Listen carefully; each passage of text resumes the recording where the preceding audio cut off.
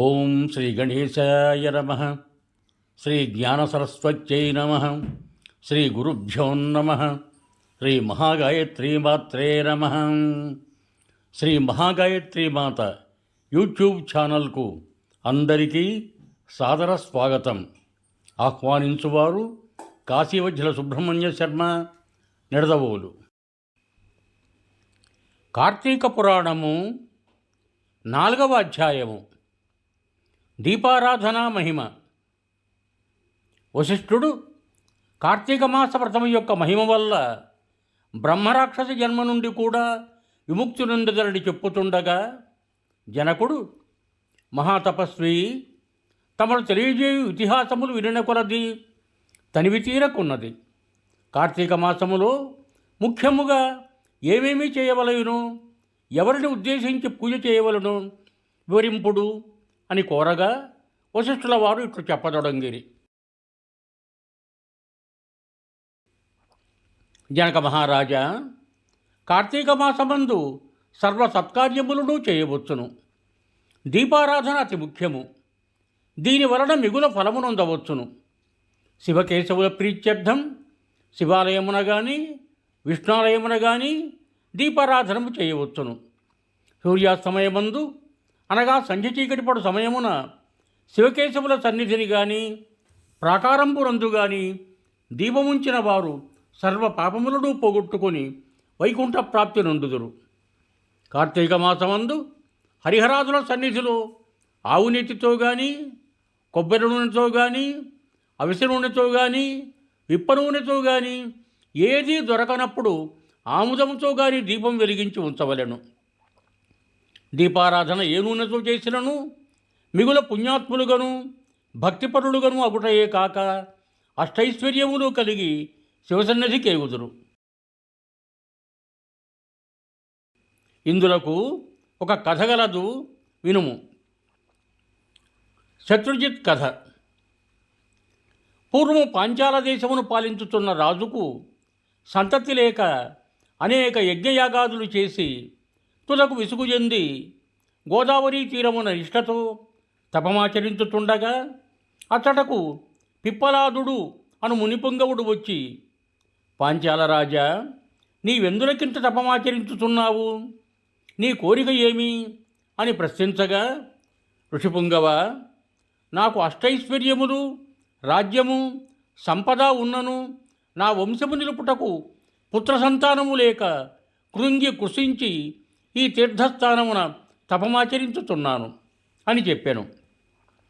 అంత మునిపుంగవుడు, ఓయి, కార్తీక మాసమున శివసన్నిధిన శివదేవుని ప్రీతి కొరకు దీపారాధనము చేసిన ఎడల నీ కోరిక నెరవేరగలదు అని చెప్పి వెడలిపోయెను. వెంటనే పాంచాలరాజు తన దేశమునకు వెడలి పుత్రప్రాప్తికై అతి భక్తితో శివాలయమున కార్తీక మాసము 4 రోజులు దీపారాధనము చేయించి దానధర్మాలతో నియమానుసారముగా వ్రతము చేసి ప్రసాదములను ప్రజలకు పంచిపెట్టుచూ విడువకుండా 4 దినములు అటులనే చేశాను.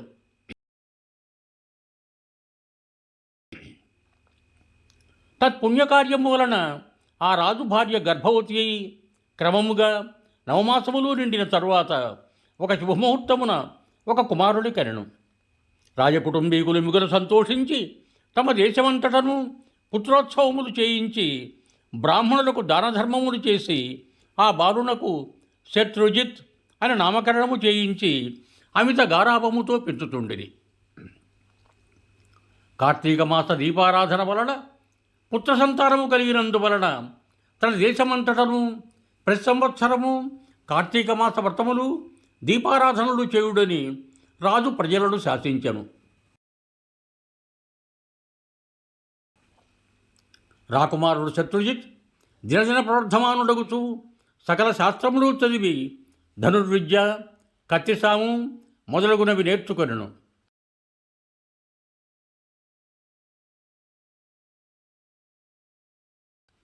కానీ యవ్వనం రాగానే దుష్టుల సహవాసము చేతను, తల్లిదండ్రుల గారాభము చేతను తన కంటికి ఇంపగు స్త్రీలను బలాత్కరించుతూ ఎదిరించిన వారిని దండించుతూ తన కామవాంఛ తీర్చుకొనుచుండెను. తల్లిదండ్రులు కూడా తమకు లేక కలిగిన కుమారుడి ఎడల చూచి చూడనట్లు విని విననట్లు ఉండిరి. శత్రుజిత్ ఆ రాజ్యములో తన కార్యములకు అడ్డు చెప్పు వారలను నరుకుదురని కత్తి పట్టుకొని ప్రజలను భయకంపితులను చేయుచుండెను.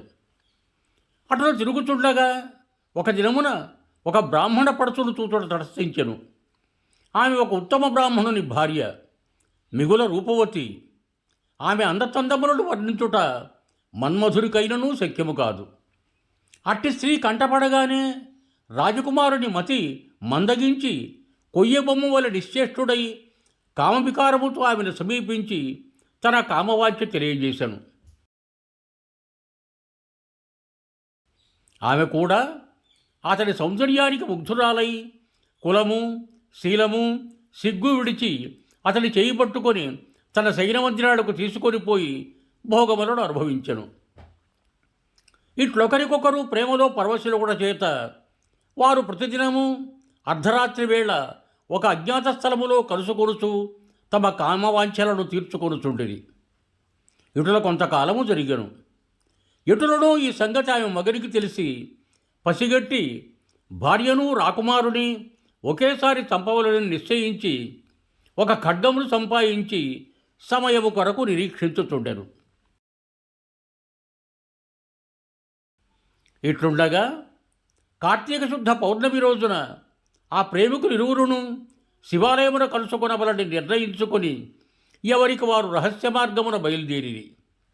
ఈ సంగతి ఎటులో పసిగట్టిన బ్రాహ్మణుడు అంతకు ముందే కత్తితో సహా బయలుదేరి గర్భగుడిలో దాగి ఉండెను. ఆ కాముకులిద్దరును గుడిలో కలుసుకొని గాఢాలింగనమనర్చుకున్న సమయమున చీకటిగా ఉన్నది, దీపముండిన బాగుండును కదా అని రాకుమారుడనగా ఆమె తన పైట చెంగును చించి అక్కడ ఉన్న ఆముద ప్రమిదలో ముంచి దీపం వెలిగించెను. తర్వాత వారిరువురును మహదానందముతో రతిక్రీడలు సలుపుటకు ఉద్యుక్తులగుచుండగా అదే అదనుగా ఆమె భర్త జారిణియగు భార్యను శత్రుజిత్తును విప్రుడు తన మరడున్న కత్తి తీసి ఒక్క వేటుతో తన భార్యను ఆ రాజకుమారుని ఖండించి తాను కూడా పొడుచుకొని మరణించెను. వారి పుణ్యం కొలది ఆ రోజు కార్తీక శుద్ధ పౌర్ణమి సోమవారమగుట వలన ఆ రోజు ముగ్గురుడు చనిపోవుట వలనను శివదూతలు ప్రేమికులిరుడిని తీసుకొని పోవుటకు యమదూతలు బ్రాహ్మణుని తీసుకొని పోవుటకును అక్కడకు వచ్చిరి. అంత యమదూతలను చూచి బ్రాహ్మణుడు, ఓ దూతలారా, నన్ను తీసుకుని వెళ్ళుటకు మీరేలా వచ్చినారు? కామాంధకారముతో కన్నుమిన్ను తెలియక పశుప్రాయముగా వ్యవహరించిన ఆ విభిచారుల కొరకు శివదూతలు విమానములో వచ్చుటేలా? చిత్రముగానున్నదే అని ప్రశ్నించెను. అంత యమకింకరులు, ఓ బాపడా, వారెంతటి నీచులైనను ఈ పవిత్ర దినమున అనగా కార్తీక పౌర్ణమి సోమవారము దినమున తెలిసో తెలియకో శివాలయంలో శివుని సన్నిధిన దీపం వెలిగించడం వలన అప్పటి వరకు వారు చేసిన పాపములన్నీ నశించిపోయినవి. కావున వారిని కైలాసమునకు తీసుకొని పోవుటకు శివదూతలు వచ్చినారు అని చెప్పగా ఈ సంభాషణమంతయు వినుచున్న రాజకుమారుడు, అలా ఎన్నటికీ జరగనివ్వను. తప్పొప్పులు ఎలాగున్నప్పటికీ మేము ముగ్గురము ఒకే సమయంలో ఒకే స్థలములో మరణించితిమి కనుక ఆ ఫలము మా అందరికీ వర్తించవలసినదే అని తాము చేసిన దీపారాధన ఫలములో కొంత ఆ బ్రాహ్మణులకు దానము చేశాను. వెంటనే అతనిని కూడా పుష్పక విమానం ఎక్కించి శివసాన్నిధ్యమునకు చేర్చేది. వింటివా రాజా, శివాలయంలో దీపారాధన చేయుట వలన ఆ ప్రేమికుల పాపములు పోవుటయే కాక కైలాస ప్రాప్తి కూడా కలిగను. కాన ఈ కార్తీక మాసములో క్షేత్రమాలయందు దీపముంచిన వారు జన్మరాహిత్యముందుదురు.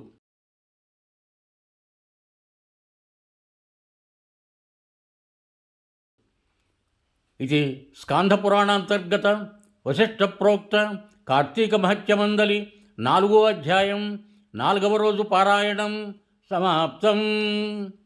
యువం భూయాత్ సర్వే జనా సుఖినో భవంతు. ధన్యవాదములు. మీకు నా ఈ వీడియో నచ్చినట్లయితే దయచేసి ఒక లైక్ కొట్టి మీ బంధుమిత్రులకు కూడా నా ఈ వీడియోను షేర్ చేయగలరు.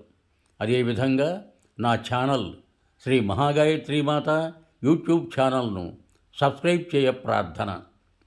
మరొక్క మారు ధన్యవాదములతో భవదీయుడు కాశీవజ్ర సుబ్రహ్మణ్య శర్మ, నిడదవోలు, తూర్పుగోదావరి జిల్లా.